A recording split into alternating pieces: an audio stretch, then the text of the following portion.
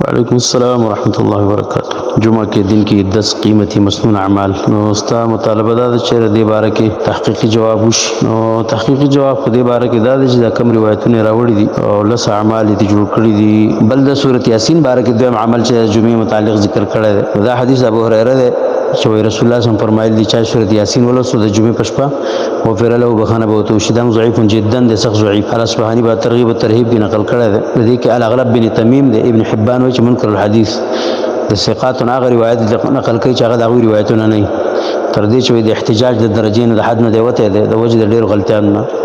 نور علماء د ضعیف کړی یو پکې زید بن الحریش دی. ابن حبان ثقات کوي چې د خطا کیږي په دې حدیثو کې. ابن قطان د مجهول الحال ویلی دی. بل یو عمل چې ذکر کړی دی نو هغه یو خاص ذکر کړی استغفر الله الذي لا اله الا هو الحي القيوم واتوب الیه درې ځله د جمعې په ورځ باندې سهار مانځنه مخکې چا دا وي نو ګناهونه معاف شي اگر که سمندر رزق برابر وي. دا روایت د انس رضی الله عنه مرفوعا خو سخت ضعیف دی.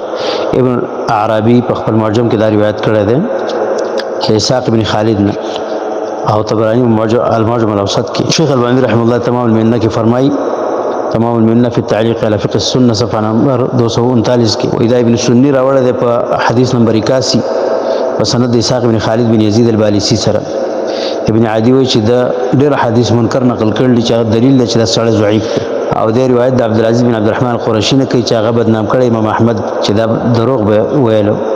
او هغه روایت د خصیف نه کوي او خصیف چې کوم دی ضعیف دی د وجې د حافظې د خرابوالي نه او د حافظې د ګډوډوالي نه په اخر عمر کې. بل یو عمل چې د جمعې په ورځ ذکر کړی دی نو هغه سند ذکر کړی دی د ابو هريره رضی الله عنه حدیث چې رسول الله صلی الله علیه وسلم به کله جومات ته داخل شو جمعې په ورځ باندې دا دواړه چوکاټونه به ونیول درشلې چې کومې دي دروازې د جومات او بیا به وي اللهم اجعلني اوجه من توجه اليك واقرب من تقرب اليك وافضل من سالك ورغب اليك.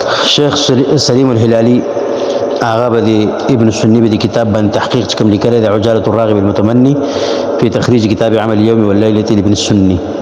هغه سند ضعیف.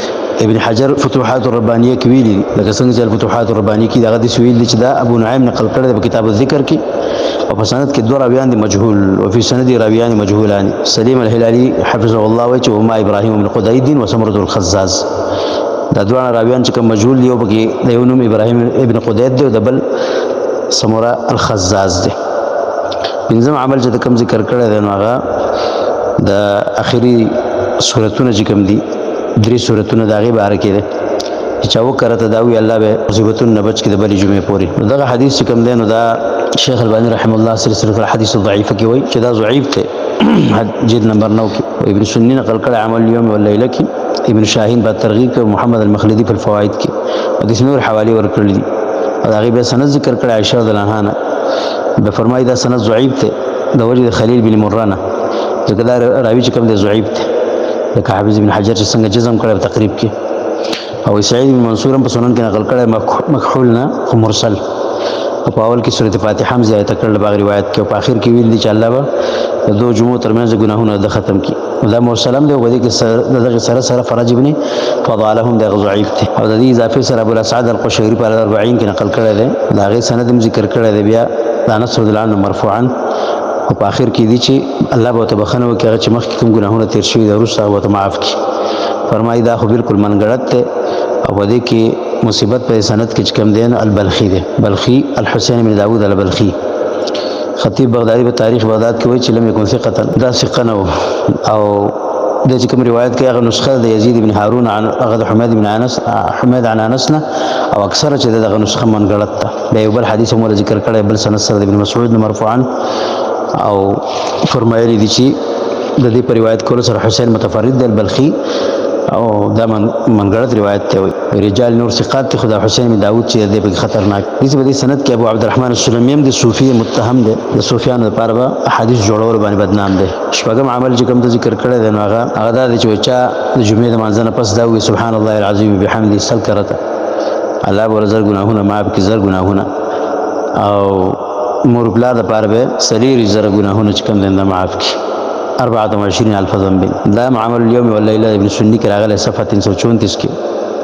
شیخ البانی ضعیفه کې فرمایي حدیث نمبر 6493 کې دا منکر دی. ابن سنی و نقل کړی دی او سند یې سره ذکر کړی دی ابن عباس رضی الله عنه مرفوعا.